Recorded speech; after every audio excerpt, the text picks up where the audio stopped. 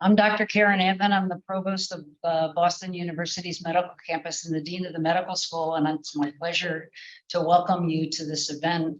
For all the speakers, we've been instructed to stand behind the podium because I know some of you like to wander off and whatever, but then the people online can't see you, so we'll be more formal.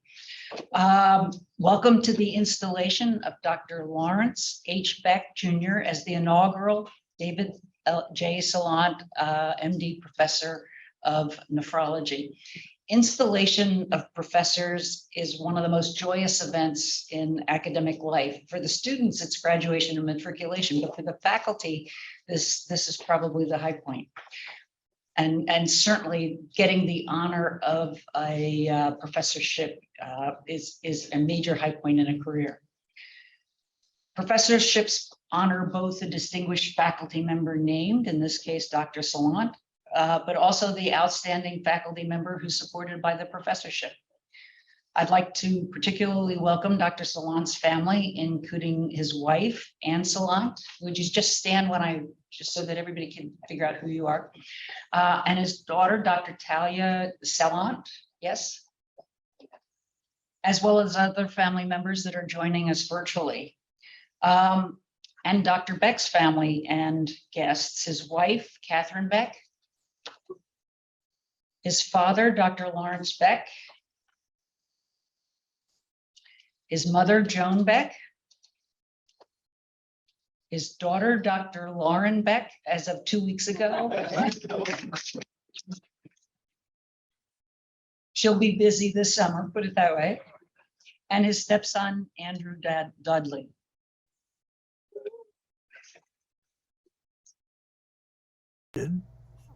No, volume. Is there a problem technically? Okay, so somebody has to be watching that so that we can do this correctly. It's a pleasure to recognize Dr. Aram Shabanian, BU's president and medical school dean emeritus, who's joining us virtually. I hope that he's got his picture up. So for our virtual audience on Zoom, please feel free to share any comments via the chat feature on Zoom, and we'll be monitoring that. Dr. David Coleman, the Wade Professor of Medicine and Boston University School of Medicine Chair, will introduce our honorees.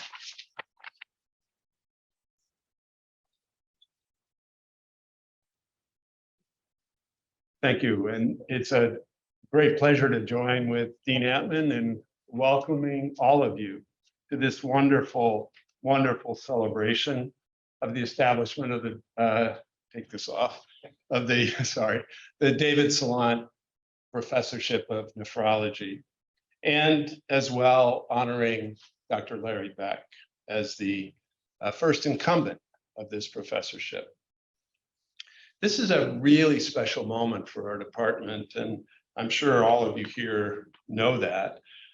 But today and henceforth, we seek through this professorship to recognize David Salant's over 4 decades of extraordinary service to the renal section, to the department, to Boston Medical Center, to Boston University, to our profession, and most of all, to our patients. Importantly, I believe we honor David Salant's professionalism, his humility, his creativity, his generosity, and his wisdom.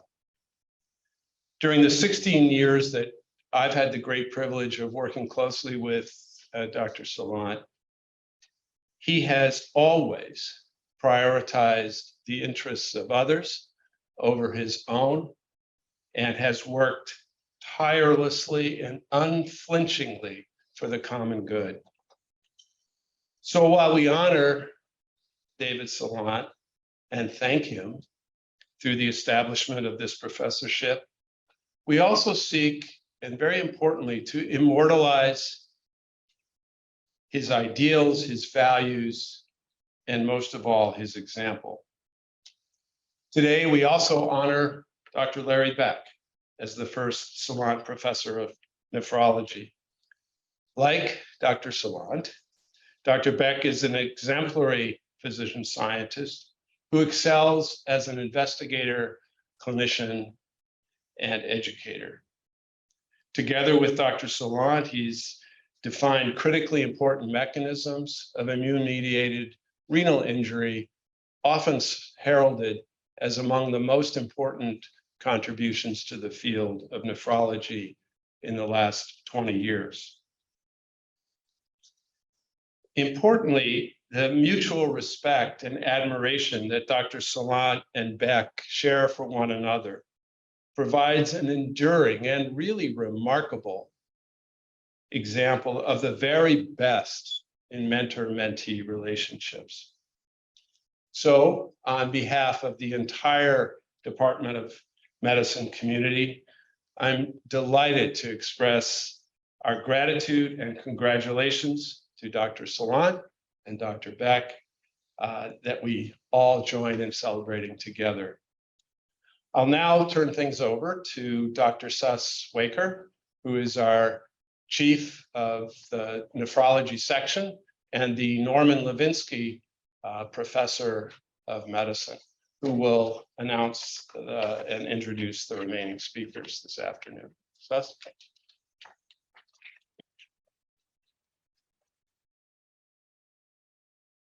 Thank you so much, Dr. Coleman, Dr. Antman. So tonight is a very special night. We're joining together in person and virtually from around the world to celebrate two really remarkable individuals whose work has led to fundamental changes in the way we treat our patients with glomerular diseases of the kidney. I'd like to thank all of you for joining us and sharing in this celebration. You'll be hearing much about their scientific and clinical accomplishments from a distinguished slate of speakers that we've invited.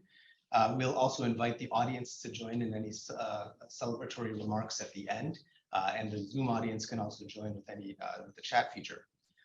Before we hear from our extollers, I'd like to congratulate both Dr. Salant and Dr. Beck on behalf of the faculty and the trainees of the renal section in the section of nephrology.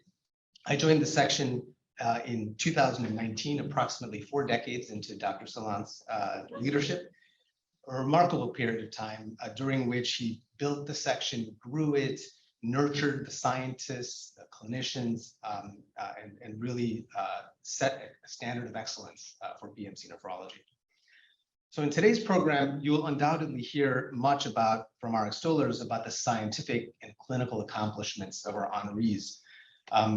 You'll also likely hear about the fundamental decency and kindness of both of them. Dr. Salant is the ultimate gentleman physician scholar. I've only gotten to know him well over the last 3 years, and I'm incredibly grateful for his wise counsel and his advice, which he delivers very freely, but also sparingly, and only when it's sought. Anyone who knows Dr. Beck can see how he shares Dr. Salant's decency, his honesty, his clinical excellence, his scientific acumen. Larry, I think it's been 19 years since we were first-year fellows in the VA Medical Center on our 2nd month of nephrology consult services.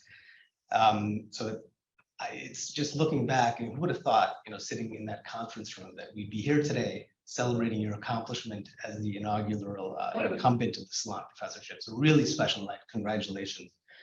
So this is a night we've been looking forward to, and I've been looking forward to since 2019, when I started as chief. One of the first meetings I had with Dr. Coleman was to talk about the idea of honoring Dr. Salant and his accomplishments and his contribution. And without Dr.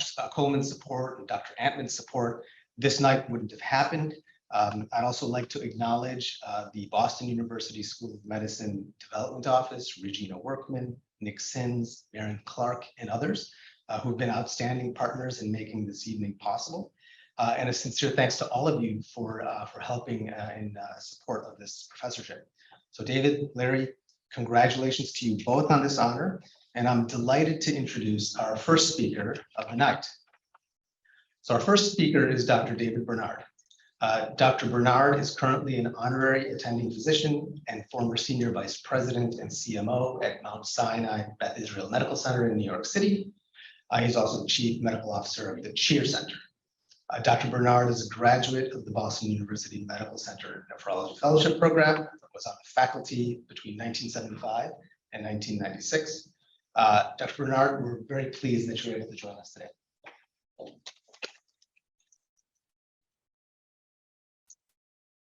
Thank you so much. And of course, congratulations to the two honorees. So I was asked to talk about Dr. Salant in the old days. We're both South Africans. What did I know about him in South Africa? That's easy. Nothing. I didn't know him. Now, my wife, who's in the audience, says, wait. I introduced you to him some movie or other in our teenage years. But, you know, he's a little guy and not very impressive. I didn't remember that. And then she said, you know, he had the hots for one of my friends, she said. Well, that didn't last long because he met his marvelous wife.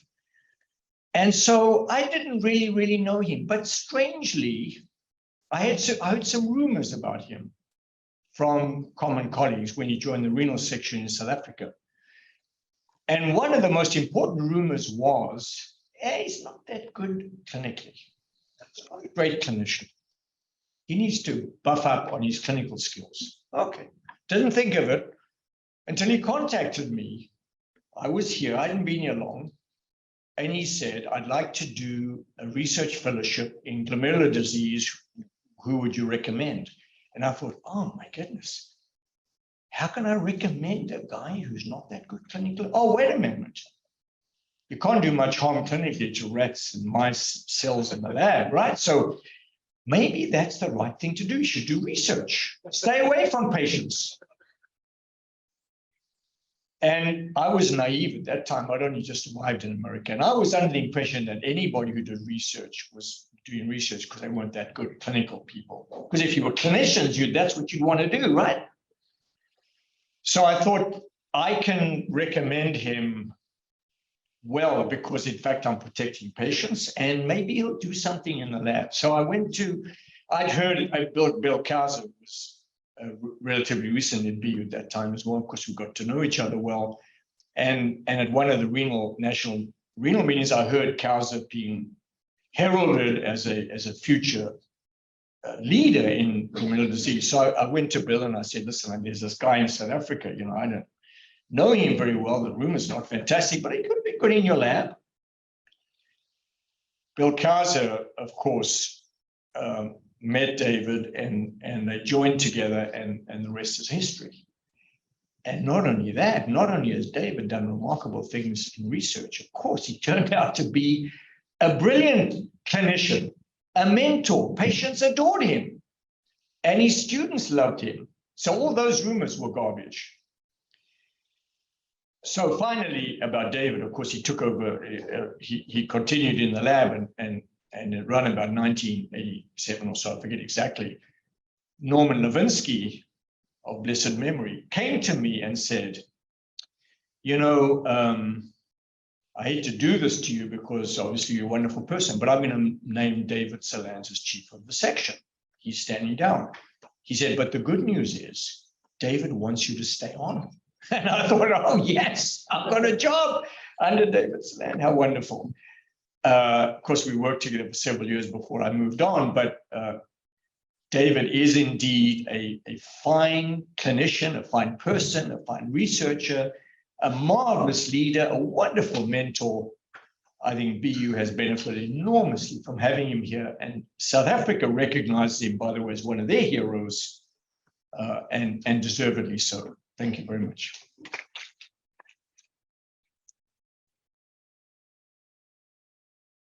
Thank you very much, Dr. Bernard. Our next speaker is Dr. Bill Couser. Dr. Couser is an affiliate professor of medicine at the University of Washington. He was on the BU faculty between 1972 and 1982. Dr. Couser is a towering figure in nephrology who's made fundamental contributions to our understanding of immune-mediated kidney diseases. He's also been a key figure in helping with our efforts at establishing this professorship. Dr. Couser, thank you so much for what you've done, and we look forward to your comments. Thank you, Sus. Can you hear me? Am I coming through? Yes. Bill. Yes. Okay. Thanks. Hello, Boston. Hello, Boston University, one of the hallowed spots in my own academic career. Hello, David and Ethel. Long time no see. Hello, the Becks. Larry Sr., long time no see. And hello, Anne, David, and the Salant family. It is a real privilege to be able to participate in this important event. I want to take you back 50 years to when the stories that David talked about and that we're celebrating tonight actually began. And they began when Norman Levinsky hired me as an assistant professor in the renal section at BU in 1973. Now, I was interested in research, but Norman said to me, in my view, you are not adequately trained to do research. And not only that, but this immunologic stuff that you keep talking about, I don't know what that has to do with kidneys. It has nothing to do with anything I know about the kidney. So I said, okay. And he said, I'm hiring you to take care of dialysis patients because we have a lot of dialysis patients and none of our current section members were ever trained to take care of dialysis patients. So that's what I'm hiring you for. And you will be doing that 10 months a year. But I will give you a small corner of a laboratory in the old blue building. And I will give you enough money to hire a technician for a year or two and see if you can do anything. And the technician was Cricket Darby, who I see is in the Zoom audience tonight. And Cricket and I started that lab, and we made some observations. I got a grant. We even attracted a fellow or two in the next 5 years or so. But it was kind of a tough go. And then in 1978, walked in this new guy, David Salant, recommended by my friend and colleague, David Bernard, fresh off the boat from South Africa. And I sat down with David the first day he was in the lab, and he said, Dr. Couser, what do you think I should be doing for research? And I said, David, you came at exactly the right time because we have just made a couple of observations that I think are extremely important. We're studying this model of hemophilia, and we seem to have found that it is dependent on complement, even though complement is not known to do anything except cause inflammation. And these animals have no inflammation. And maybe we've found a new role for complement, and maybe it's going to be true for all renal diseases. But it's preliminary data, and I want you to follow up on that and find out if it's real, find out if it is real, why is it happening this way, and what diseases does it apply to. And David, in his characteristically understated way, looked at me and said, Bill, I can't do that project. And I said, why? It's a fantastic project. Why can't you do it? And he said, because somebody else already started it. Somebody mentioned David and his honesty before. And I said, David, the guy that started it has left the lab, and he's left Boston University, and he's left the country, and he's now in Nepal studying transcendental meditation with a guru. And he is not coming back. And somebody has to finish this project. Well, long story short, after some back and forth discussions, David finally agreed to take on the project. And as we all know now, an incredible example of focus in a research scientist, David and later Larry worked for 30 years on hemophilia and membranous nephropathy. They did confirm the complement observations. They did discover what the mechanism was. They even had some data implying it might be important in man. But the most important thing they did is they discovered the antibody that caused this disease and activated the complement in man. One of, I would agree, the most important observations in renal science probably in the last 20 years, published in the New England Journal about 12 years ago. Incredibly exciting observation for the renal immunology community. And David has received from every organization that exists in nephrology the top research award that they have to give. And it's been richly deserved, as is the honor he's receiving now from Boston University. So I'll tell you just a couple of more short stories about David that I think illustrate kind of David as a person. Back when David was kind of ascending the heights in academic nephrology and starting to become better known, people would come up to me and say, "Didn't you train David Salant?" And I said, "Yes, I did train David Salant. It's one of the great successes of my career. I'm so proud of that." But in the last 10 years, people come up to me and now they say, "Didn't you train once in David Salant's lab?" And you know, they're right. I did train in David Salant's lab. Not for a couple of years, but for about 40 years now.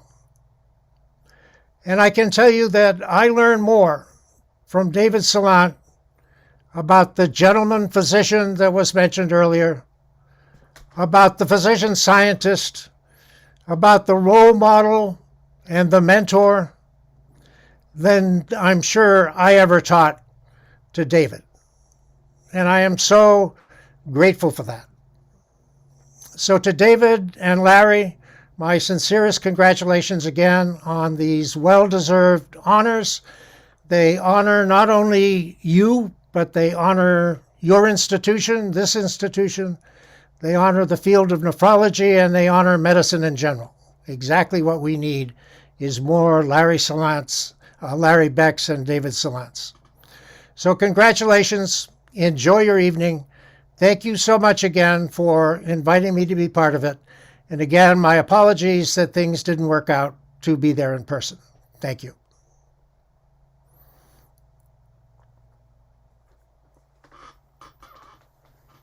Mute.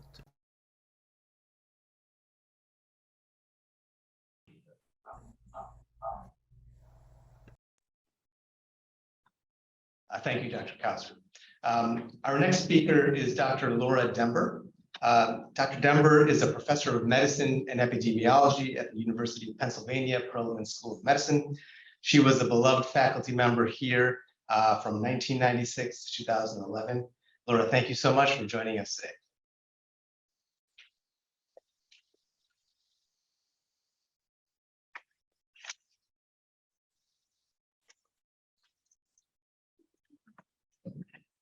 Well, before I begin my remarks about Dr. Salant, I want to say how wonderful it is to be back at BU and BNC, where I spent over 15 years, very happy years.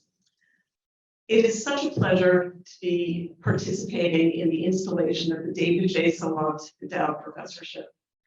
I am honored to have been asked to speak about Dr. Salant, someone who has had such an important influence in so many realms. The renal section here, Boston University School of Medicine more broadly, academic medicine nationally, and the science of nephrology. But what makes speaking today so special for me is the influence that David has had, probably without even realizing it, on my professional life. I am not a bench scientist. I am not a division chief, not a vice chair. My own research does not focus on glomerular disease, and I have not worked directly with David since I left BU more than 10 years ago. But despite all of this, what I learned from David when I was a young faculty member has shaped in so many ways who I am as an academic physician. And I am certain that this is the case for not only many other people in this room, but for many people throughout the world. Dr. Salant has received many prestigious awards, as we heard, from national and international societies. Several years ago, he was the recipient of the John P. Peters Award, one of the highest honors that's given by the American Society of Nephrology. David was such an appropriate recipient of the Peters Award because, as stated by the ASN, the award is intended to recognize individuals who have made substantial research contributions to the discipline of nephrology and have sustained achievements in one or more domains of academic medicine, including clinical care, education, and leadership. Research contributions and sustained achievements in at least one other domain. David has had sustained achievements in all of those domains. He has done it all, and he has done it all extraordinarily well. Research, teaching, clinical care, and administrative leadership. He views all of these as important, all worthy of his attention to detail and excellence. And he makes it look easy, not effortless, because there's no question that David works hard and that he believes in hard work. But it seems easy because of his talent, his intuition, and his judgment. When I came to BU, I had just completed my nephrology fellowship at a heavily research-oriented institution. My strong sense, after having spent 5 years as a fellow, 4 of them in a research laboratory, was that one had to choose between research and clinical care. It was either or. Doing both well was simply not possible. I still remember how quickly my view changed after coming to the BU renal section, led by Dr. Salant, where it was apparent immediately that one could do both exceptionally well, and that one could be better by doing both.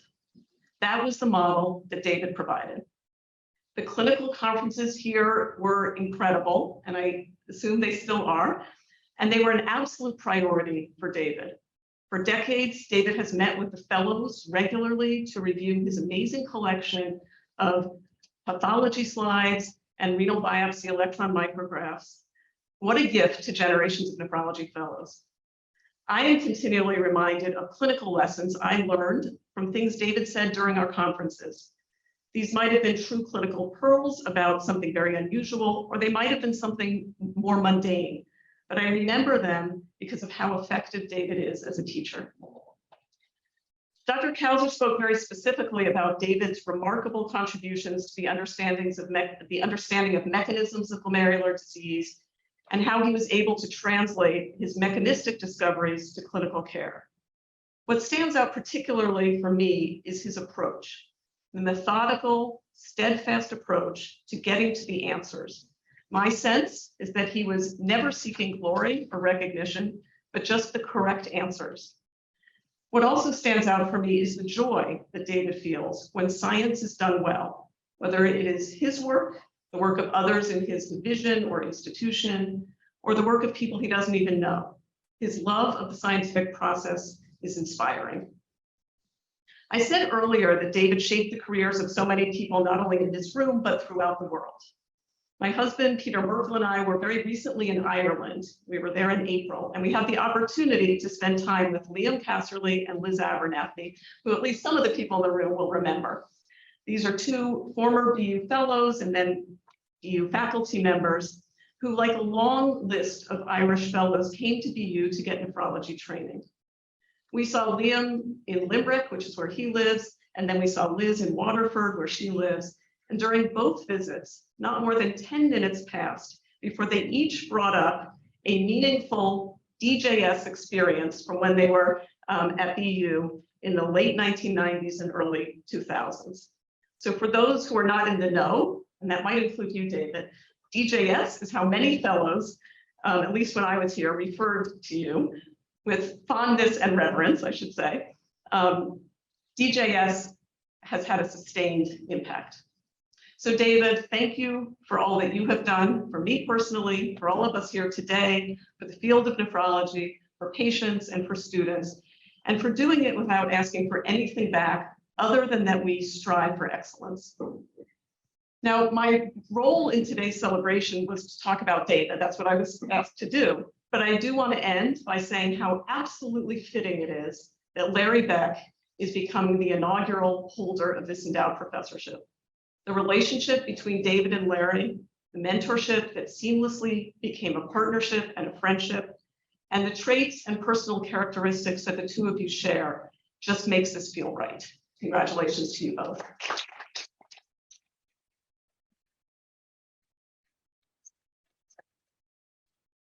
Thank you so much, Dr. Dember. And now we turn to Dr. David J. Salant, who I suspect has been quite uncomfortable in the spotlight, but Dr. Salant, the center of the spotlight is here by yours.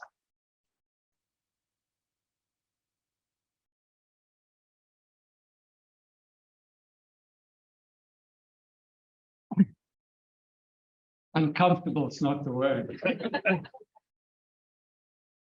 Thanks, Dave and Sus, for making this happen. This really is a singular honor and something that I would never have imagined might happen when I arrived in 1977 to join Bill Couser in the lab. And it's particularly wonderful that Larry Beck Jr. is the first incumbent, and that Larry Beck Sr. and his mom are here to share the event with us. So thank you for joining us. I was trying to think of how to acknowledge all the many people that are here and on the Zoom, and there's no way that I can express my gratitude and admiration for all the people that have been through the lab and that I've interacted with at various times. So I thought I'd just run through what was a somewhat serendipitous career, beginning in Johannesburg, South Africa, as David Bernard pointed out, when I was asked by the chair of medicine, Tom Barton, to fill in for a faculty member in the renal section who was coming to the States on sabbatical. And so, completely untrained in nephrology, I became a nephrologist in Johannesburg at Wits at the Johannesburg General Hospital, and fell under the spell and tutelage of Ralph Rabkin, who is on the Zoom. And Ralph was both a clinical mentor and a scientific inspiration. He taught me the joy of scientific discovery in medicine through his example and encouragement. But one of the things that he did was he recommended, since there was no one in South Africa doing the kind of research that I was interested in, that I look beyond the borders. And so I inquired in the States and in the UK, and Dr. Keith Peters at Hammersmith, later Sir Keith Peters, offered me a position there. I applied to various places in the States, and David Bernard put me in touch with Bill Couser. And then I got a call from Norman Levinsky, almost fell off my seat. Anne and I were having dinner, to offer me a fellowship on the T32 if I could get a green card, which I accepted after some interaction with Bill. Bill actually sent me his first R01 grant to read and a couple of papers, and this was exactly what I wanted to do. So I accepted the position. And about 2 weeks later, I got a letter from Dick Glassick, who I think may also be on the Zoom, to offer me a fellowship at UCLA Harvard. And lo and behold, had I gone there, things would have been very different. And Sharon Adler, who I think is also on the Zoom, and I would have been colleagues. But I came to BU to work with Bill, and it was a wonderful experience. My Chris Darby, Cricket, also on Zoom, took me under her wing and taught me everything that I needed to know in the lab, from how to handle the animals, how to inject the animals, how to take out a rat kidney, how to prepare antibodies for injection. She was my mentor at the bench. And we were joined by some wonderful fellows, including Mike Medeo, who became a lifelong friend. Mike ultimately moved on, became chair of medicine in Georgia. It was just the most exciting experience. I had no clinical involvement at all, but the joy was learning this new discipline, and the joy of discovery, as Bill so eloquently pointed out with my first projects. But then, this is where serendipity comes in again. John Donahue, who I think is also on the Zoom, who was a faculty member and co-director with David Bernard, decided to go back to Ireland. And Norman Levinsky was on sabbatical at the time. Ed Alexander was the acting chief and came to me and said, "Would you like a faculty position here?" So I said, totally unexpected, but yes, of course, I'd love to stay on as a faculty member. So he and Norman drew up an offer letter that went something like this. We'll offer you this faculty position. You'll be able to share some lab space with Couser. You'll have 3 months protected time to do your research. And we expect you to be independently funded in 2 years. Of course, I accepted gladly. I'd never had 3 months of protected time in South Africa to do anything. And Bill and I then became senior and junior partner in the lab, and again had some wonderful fellows move through the lab. But then Bill decided to jump ship. He went off to Seattle to become chief of nephrology at the University of Washington, and left me behind some equipment and lab space. And thankfully, he left behind Cricket Prasad, who really saved my ass. Together with two other wonderful fellows that joined us at the time, Richard Quigg and Andrei Sobolski, who each were spectacular as fellows and moved on, and each became division chiefs in their own right. The series of sequence of fellows that moved through the lab is really what carried the day. I learned as much from them as I'm sure they learned from me, and it included people like David Wheeler, who's in London, Professor Yvonne Romero in Ireland now, who was on our faculty for a while, Peter Topham, Suman Chu, who's a professor at Rush, wonderful group of fellows, plus the opportunity here in Boston to collaborate with the likes of Joe Bonventry, who's here, Helmut Renke, Dennis Brown at the Mass General, all of whom were major contributors to my own professional development and modest success. I also had the opportunity to work with some amazing people in the ABIM, who I think are on the Zoom as well, Peggy Beer and Mike Emmett, amongst others. And lastly, I wanted to acknowledge Dr. Julie Engelfinger, who, as associate editor at the New England Journal of Medicine, helped steer our major paper, or Larry's major paper, together with Jon Klein, who's here and we'll hear from shortly, through the New England Journal of Medicine. And so, before closing, and a few words about Larry, I cannot not say a few words about my wonderful family. my darling wife, Anne, who's not only been supportive, but has been an absolute joy to spend a life with, and our three wonderful kids, Talia, who's here with her husband Seth, Alon on the Zoom, and Nira, who I think is seeing patients at the moment, but she sent her husband Ben Miller to join the Zoom.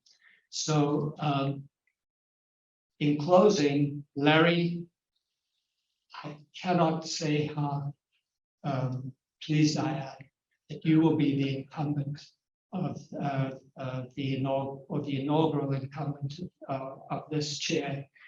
You have been not so much never really a trainee, but a partner in this whole venture, and to take on a project that another fellow had been told not to give up his day job, and then to take it and run with it and come up with an amazing observation with the help of Jon Klein, who helped steer us in the right direction. And I thank you for the time we've spent together. It's been a pleasure, and I hope we spend much more time together. Thank you.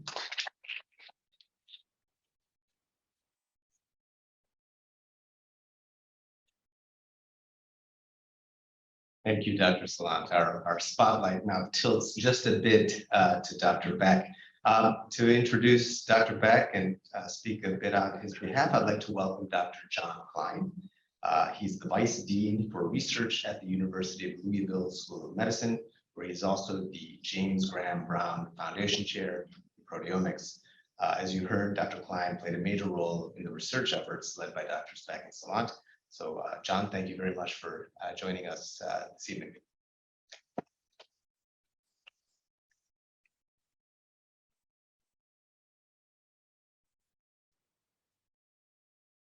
What an honor to be here.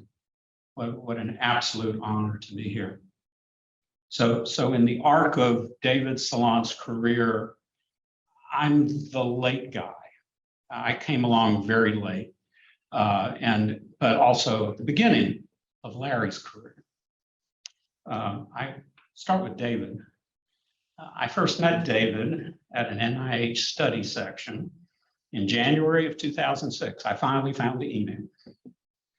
And naturally, as someone who studied kidney disease, I knew who David was, but I had never met him in person. I think almost all of us, or most of us in nephrology, knew who David was, as he had pursued the origins of membranous nephropathy and studied its then animal model, Hayman's nephritis. David had pursued that line of inquiry since approximately 1979. And despite multiple frustrations, as all scientists have, over those 25 years or 27 years, David had persisted, and he had persisted. At times, sometimes reminding a distant observer like myself of Ahab's pursuit of the great white whale. So it was not altogether surprising that David wanted to talk during the study section coffee break about some experiments he was doing with a young guy named Larry Beck. He thought and he hoped that those experiments would unravel the mechanism and the mystery of membranous kidney disease. So our group in Louisville had established some protein identification methods in the field of proteomics in the years prior to that coffee break. And David thought that they would be helpful in assisting he and Larry in identifying the target of membranous nephropathy, of membranous kidney disease. I have to confess here in public today that I was extremely skeptical.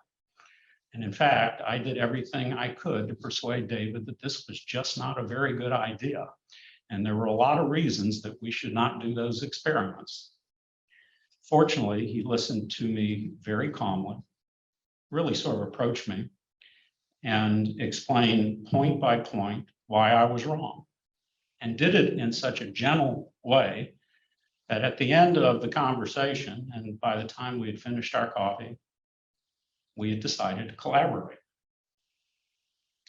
To a great extent, I was still skeptical, but I was totally won over by his earnestness and something else that's just very hard to describe. To a great extent, I was won over by just how darn nice he was. No, I'm serious. That had not always been the case with my collaborators, that they were so nice. When I returned to Louisville, decided on the plane ride back that I would jump at this opportunity.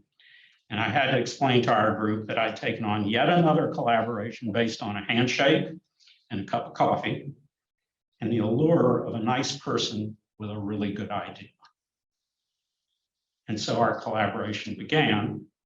In short order, the Louisville group connected with Larry Beck, who was driving really most of the project here at BU. And Larry proved to be an ideal collaborator. I don't say that lightly. He was ideal as a collaborator. And you know, the old thing, you got to kiss a lot of frogs before you find the prince. We had collaborated with a lot of people who might have been considered difficult. Larry was not difficult. I also understood very soon that he was easy to work with, undeterred by setbacks. And I came to know him as a highly innovative thinker. And Larry meshed well with the Louisville group, many of whom have worked together since 2005. So it's a very closed group. In fact, most of them are still in the renal section to this day. And I'd be remiss if I didn't mention the Louisville group, including Tim Cummins, Dave Powell, Danny Wilkie, and Mike Merchant, all of whom were part of those first two projects in membranous nephrology. They are wizards of mass spectrometry and proteomics, and they immediately fell in sync with Larry and David. After a great deal of work, the research team had expanded internationally and included contributions from Boston as well as Louisville and also Nice.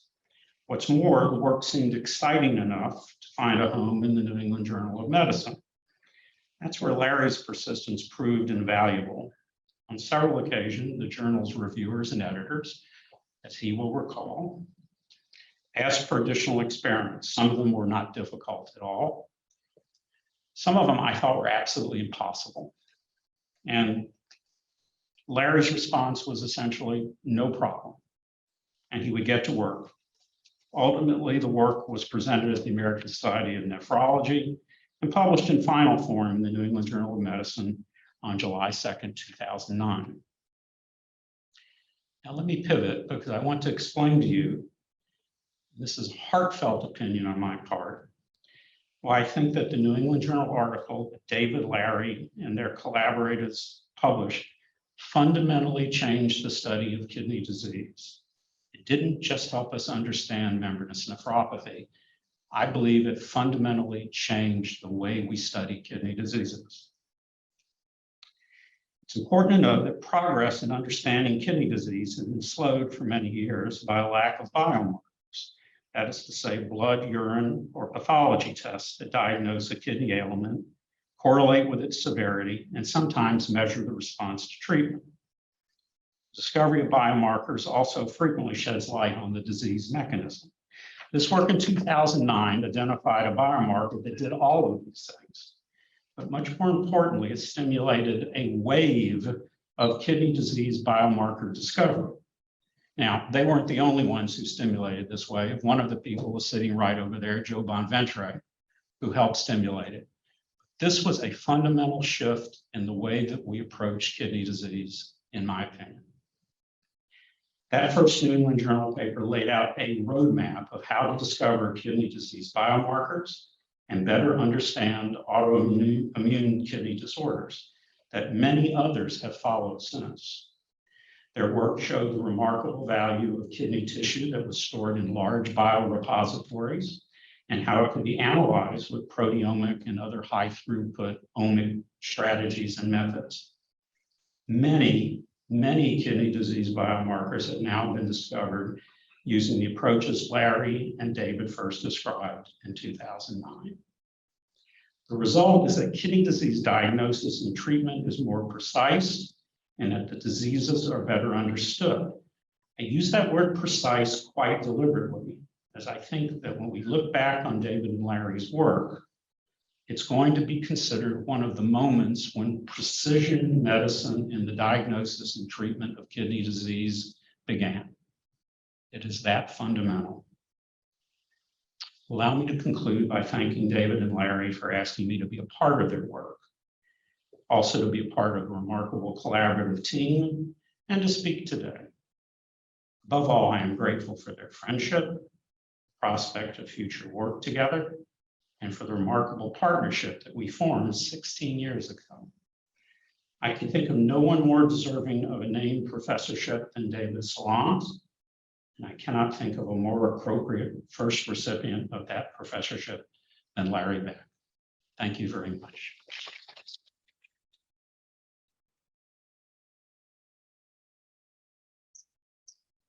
Thank you, Dr. Klein. I'd like to now introduce Dr. Fernando Fervenza, Director of the Nephrology Collaborative Group at Mayo Clinic and Professor of Medicine at Mayo Graduate School of Medicine. Dr. Fervenza is a highly accomplished thought leader in glomerular diseases and a longtime collaborator of Dr. Salant Beck. Dr. Fervenza, please.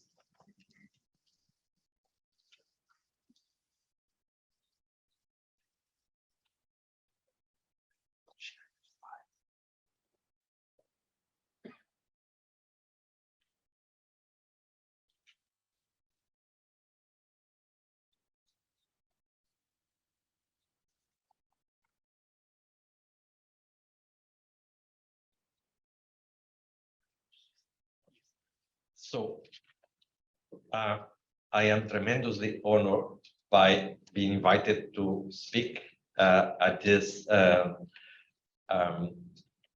inauguration of the Laurie Beck Professorship in Nephrology. I'm not a great speaker. In fact, I don't even know how to speak in public.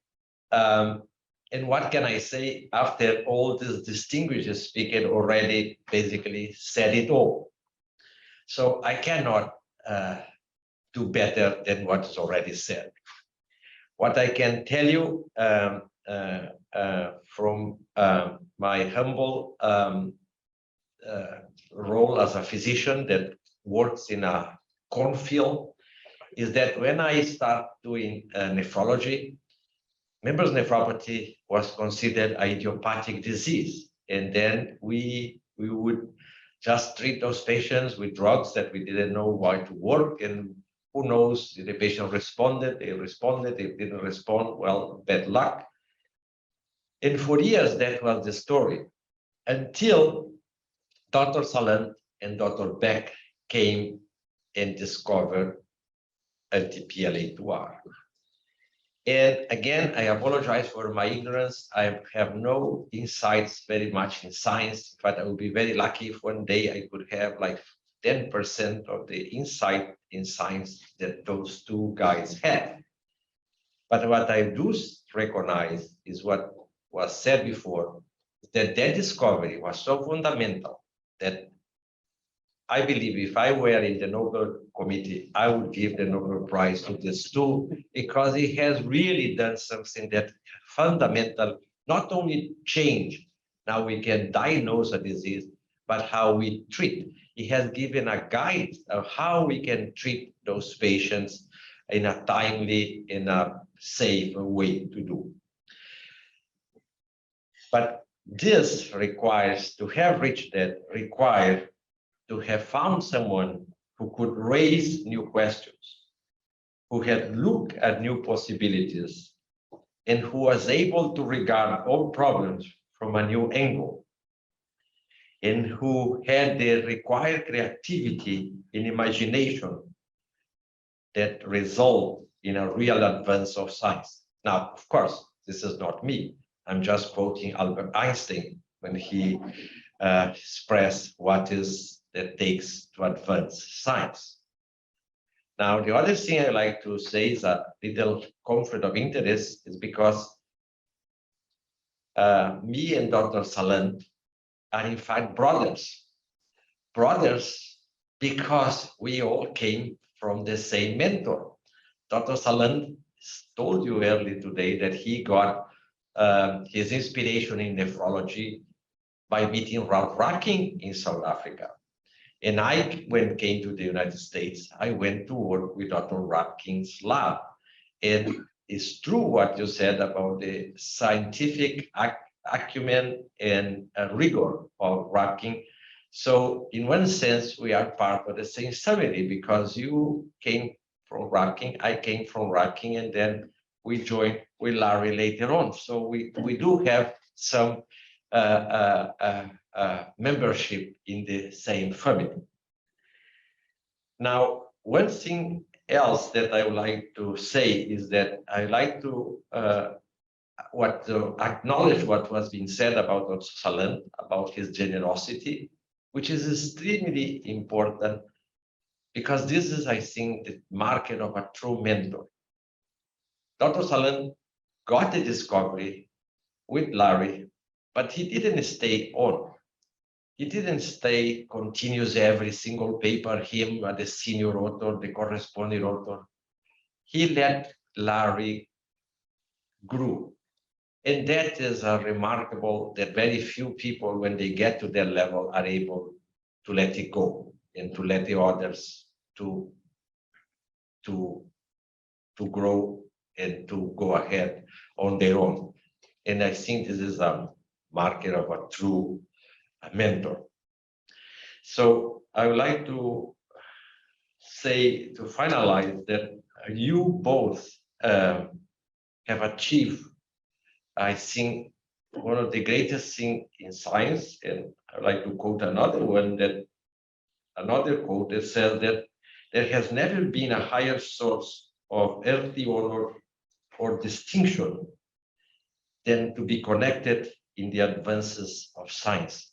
And of course, this is Isaac Newton, and I say that you are part of this group of people that connect. Now, since life is not just science and hard work, I'd like to share another, during those years that I have met with Larry, we like to, every time possible, we meet and we have a drink and we go for dinner. And Dr. Salant, you turned down Richard Glassow as a mentor, but they gave you the opportunity to adopt Glassow as my mentor. And so every time we go, and he is, I think, in the Zoom there, and this is here in Boston with Larry having a meeting, another occasion we're having dinner. The great things about having dinner with Dr. Glassow is that he chooses the wine, and usually very expensive wine, but he pays for the wine. So we all have enjoyed every time we have a nice dinner, we say, Dr. Glassow, are you free for dinner tonight? Because we know we're going to be really a trip. This is a NKF meeting in Austin that we also met some years ago. And this is Larry's visiting professor to the little clinic in Rochester, Minnesota, with Sanjay Sethi, that is also sending the congratulations to both of you. And I think that's what I would like to say. And I'm very honored, and I think nobody could be more deserving of the David Salant Professorship than you, Larry. And again, has been a great honor for me to be invited and be able to say these few words. Thank you very much.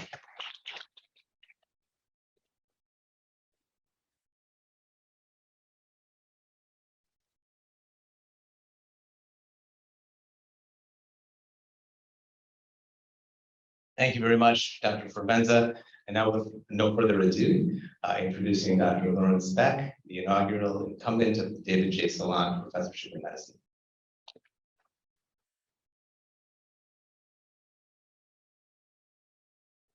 All right, thank you. I am not nearly as extemporaneous as many of you, so all of this is written down. So if I'm referring to my notes, please excuse. And if I get choked up, one of my family members can come up and start reading for me.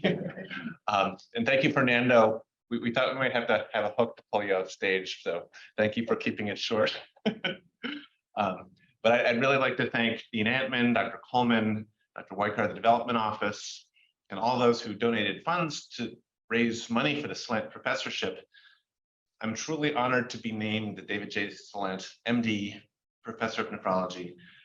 And it's so wonderful that the School of Medicine can honor David in this way after giving his entire time in America to Boston University, to BMC once it was named BMC, 1996, I think, to the Department of Medicine and to our section as chief for 32 years, I think it was. And there's not much more I'm going to say that hasn't been said about David, his career and his accomplishments. So I'll focus on the role you've had in my career and why I'm so honored to carry this name forward.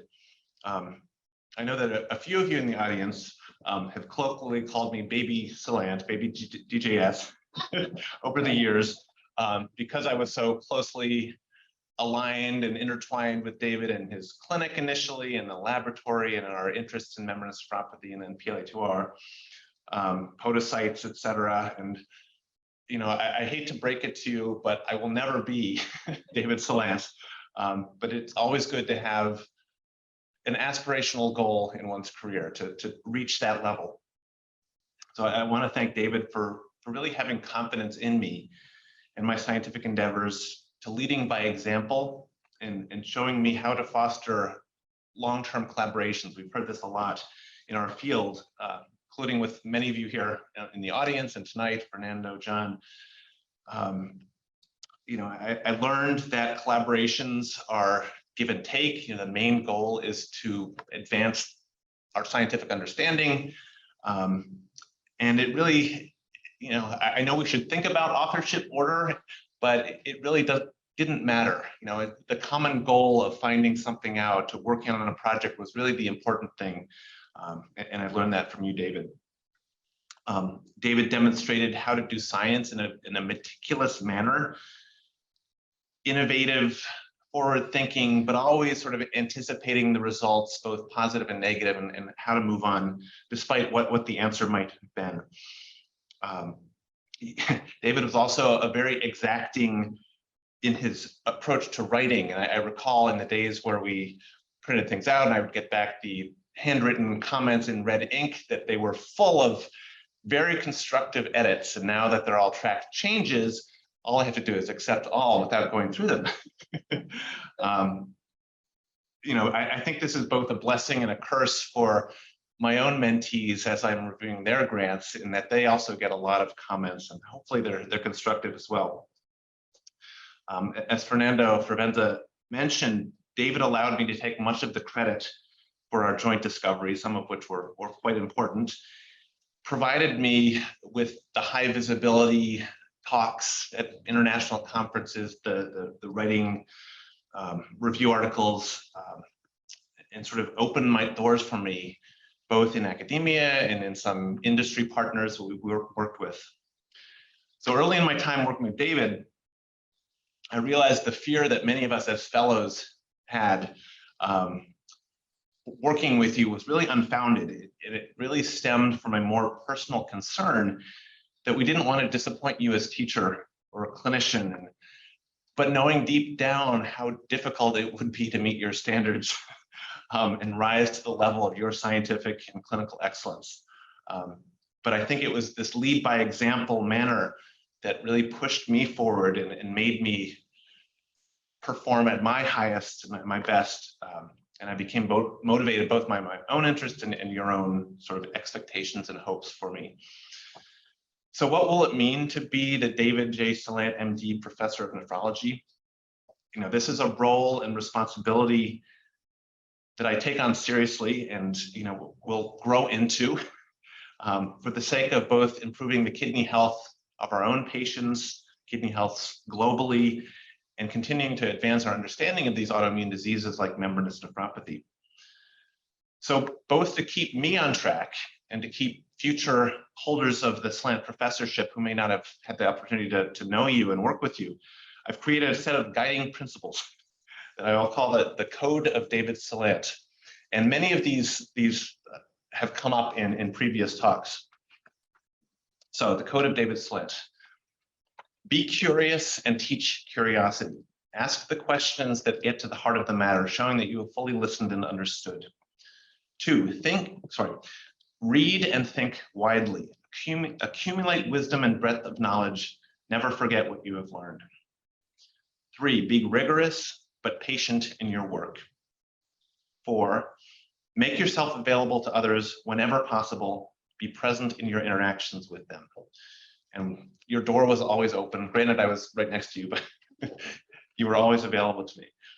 Number 5, engage learners by demonstrating your own enthusiasm for the subject and for their learning. And I think all of us can picture who worked with you when you would say, yes, you got it. And know how excited you were that someone fully understood what you were getting at. 6, put trust in your mentees and expect that they will perform at their best. Offer support without judgment if and when they need it. 7, and I think this goes for me, focus your energies on what counts and what you believe in, and ignore the fluff or the busy work. Number 8, innovate and problem solve in both the scientific and clinical arenas. 9, and this gets at many of you in the room, collaborate often and widely, engender trust, establish and maintain connections in the broader scientific community. And finally, in the top 10 list, be a champion for our patients, aim to understand and treat every patient as a unique person with a unique presentation of disease. Use all your intellect and skill to understand what ails them. And then a bonus code, which I think is important for all of us, is make sure to set aside ample time for family and pursuits of the passions that drive you outside of your quote unquote 9-to-5 job. And your windsurfing and your swimming has always inspired us to make sure we continue outside passions as well. So I have a number of people to thank, and don't worry, this won't keep you from the reception for too long. But I want to thank all of my attendings here at Boston Medical Center since day one when I started my internship in 2000. And I worked with Chris Reardon and Art Theodore in the ICU on my first day of internship as a very green intern. And all of those on the faculty of medicine and nephrology who've taught me and mentored me and now have become very familiar colleagues in this very highly collegial environment that is BU, School of Medicine and BMC. Sus, we were, as you mentioned, we were co-fellows that long ago in the VA nephrology block. We both competed for the same job a few years ago, and I really feel that we are fortunate that you became the chief of the section of nephrology and have already taken big strides to improve our faculty by adding several wonderful new members and new ways of doing things. So thank you. Dr. Coleman, thank you for your confidence in me, providing me a few years ago this opportunity to establish a glomerular disease center at BU, which is still a work in progress, but it's something that I'm committed to growing. The department has really flourished under your leadership, and when you leave us, you will be highly missed, and it'll be hard to replace you. Amelia Benjamin, I want to single you out and your team for all of the faculty development work you've done in so many arenas, and for giving me the opportunity to pursue and participate in the year-long mid-career level faculty development course, which was just a wonderful experience, which I've certainly talked up with my colleagues that are doing, some of whom are doing this year. And to all the members of the larger nephrology section, my long-term colleagues, my shorter-term colleagues in both the clinical and the research space, our trainees, our wonderful nurses and clinic staff and dialysis staff, our administrators, those of you, and some of you I think are on the Zoom call, who have funded my work, my early work from the ASN Halpin Foundation, really got me going in this. Our collaborators who couldn't be here, Gerard Lambeau for his generosity. He was the PLA2R expert, biochemist in Nice, France, who sent a whole box of reagents. And it was really then that we knew from the list that Jon Klein had given us through mass spec that we were on to the right target antigen. Most importantly, though, I want to thank my family for getting me to this point and for being here tonight. So Father's Day is just a few days away, and I'm so blessed to have both my father and daughter here with us tonight. So Laurence Beck, the first, was an early nephrologist in the Penn Renal and Electrolyte Division, and he really served as a model of an inspiration for all his 3 children who went into the field of medicine. Myself first, and then my sister Kathy and David. I think some of you are on the call tonight. Thank you for your support. David was actually the one who came after he graduated from Amherst and worked in the laboratory in response partly to Julie Engelfinger's and the reviews of our manuscript saying that we needed to show that we could take the IgG from the deposits in membranous nephropathy and show that they were reactive with the antigen. That's what David helped me with and how he ended up with the paper. So thank you, David. And a special congratulations to my daughter, Lauren, who 2 weeks ago, as Dean Antman said, graduated from the University of Toronto Medical School. We're so proud of you, and will go into family medicine working in Toronto for her residency. Also, my stepdaughter, Amelia, who's a BU graduate, I think class of 2017, yes. It's a very hardworking nurse working in the step-down unit at Tampa General Hospital. It's really been great to have a family full of healthcare professionals and to quote unquote occasionally talk shop during our family get-togethers. But fortunately, not everyone in the family is in medicine and science, which brings a much needed balance to all of our lives.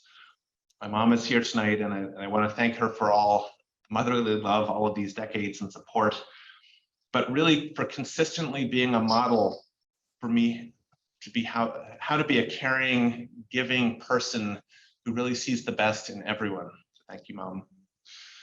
My stepson Andrew is here. Thank you for being here. Also a BU graduate, class of 2020, who didn't get to graduate in person his year, but fortunately last year the commencement was done for them in person. Really for being someone who's been there for us, brings humor, vitality, and lightheartedness to the family, and for all your practical expertise in things like car buying and house buying. Thank you, Andrew. And finally, to my beautiful wife, Catherine, who's an amazing high school teacher, teaches both French and Spanish. Catherine and I started our relationship as I was graduating from the BMC Internal Medicine residency program. So she basically has shared fellowship in my fledgling career in nephrology step by step with me. Thank you for your love, your optimism, your sense of adventure, for our many shared interests, especially hours of football watching on Sunday afternoons, that really provides the perfect balance for a relationship and otherwise both of our very stressful professional lives. And I know this is cliche, but I couldn't have gotten here without you. Thank you. So in closing, I'm both honored and humbled to be named the Salant Professor of Nephrology, and find that I'm so fortunate to have worked so closely with David for nearly 2 decades now, and to be able to know what I need to do, or at least aspire to do, to continue his tradition of academic excellence in both the clinical and scientific realms. I make the commitment to the BU School of Medicine, to Boston Medical Center, to our trainees, to my colleagues in both nephrology and medicine, really to uphold this code of David Salant for us, for our patients. And it's truly an honor to be bestowed upon me this named professorship. So thank you for everyone for doing this, and thank you for being here and watching virtually tonight. So I think with that, we'll open up to the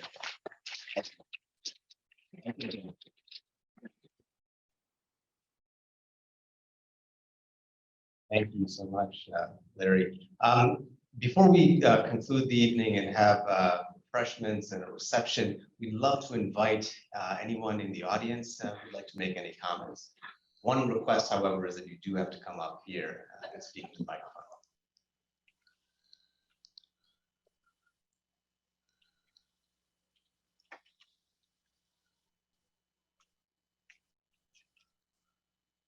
Thank you. Jim Hamilton from physiology and biophysics, so I'm an outsider, but not really. I came a couple years after David Salant joined, and I met him quickly. And somehow we made connections, and I would attend his research meetings occasionally and chip in some biophysics. And we had great times with Will Lieberthal and John Schwartz. I think we went to dinner a couple times in Newton. But the relationship really didn't come to full fruition until Larry moved into the same neighborhood. So I live in between David and Larry, and there's a little lake called Crystal Lake. And I would occasionally hear these loud party sounds and things, you know, coming from Crystal Lake. And then finally I got curious and walked over, and I can tell you, these two guys have the most fantastic parties out in the little boats on Crystal Lake. And yeah, they probably have the best wine, and they have great fun. And I want to thank David Salant for, you're really my first mentor in medically related research, and for your really enduring and wonderful support for many, many years. And Larry, you're my new supporter.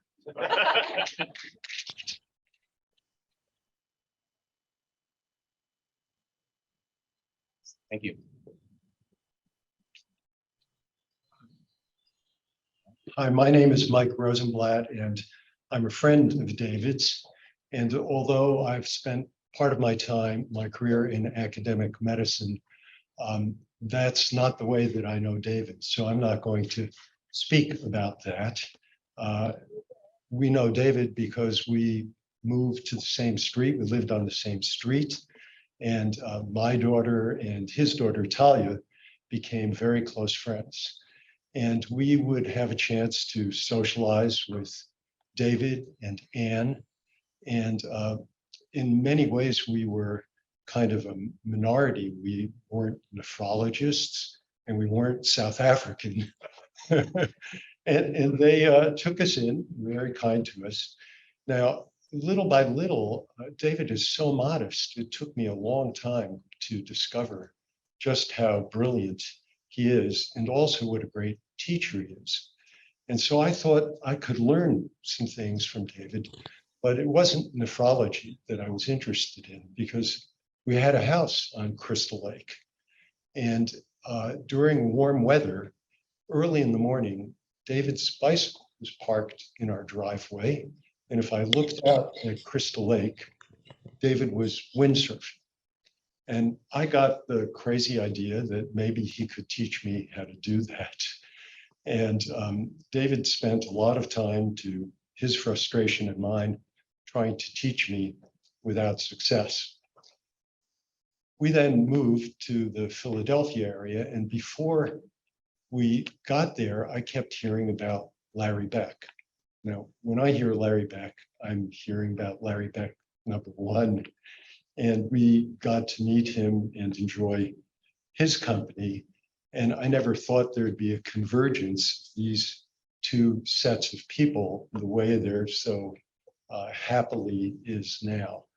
The circle's closed. We moved back to exactly the same street that the Salants live on. And I want to close by saying I've got two thoughts. One is, I was saying to my wife, Patty, while we were driving here, we now have a friend who, because endowed professorships are forever, we have a friend who's immortal. And you know, what nicer person could there be to be immortal? And then I'd like to make a suggestion to Karen and others in the BU leadership to modify the name of the professorship to be a professor in nephrology and windsurfing.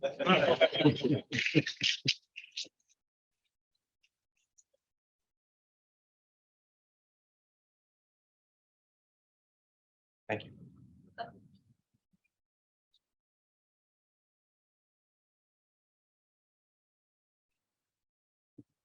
Hi, I'm Julie Inglefinger, and I wanted to thank both David and Larry.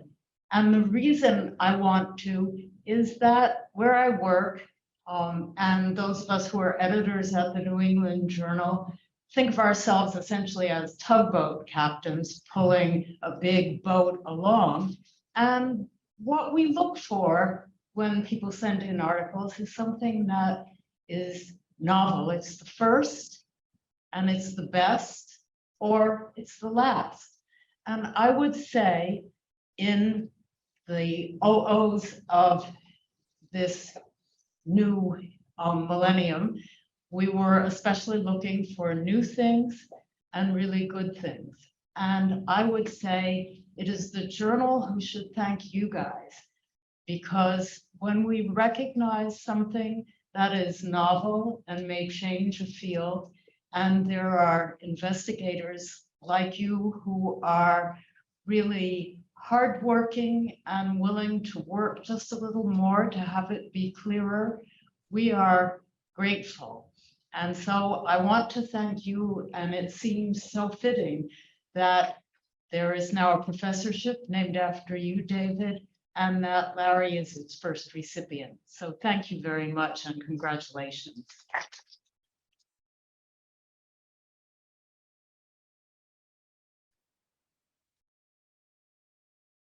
Thank you all so much. This was a lovely celebration, a lovely evening. This concludes the formal portion of the installation ceremony. And we'll be having refreshments in the back. So thanks again and congratulations, Larry and David.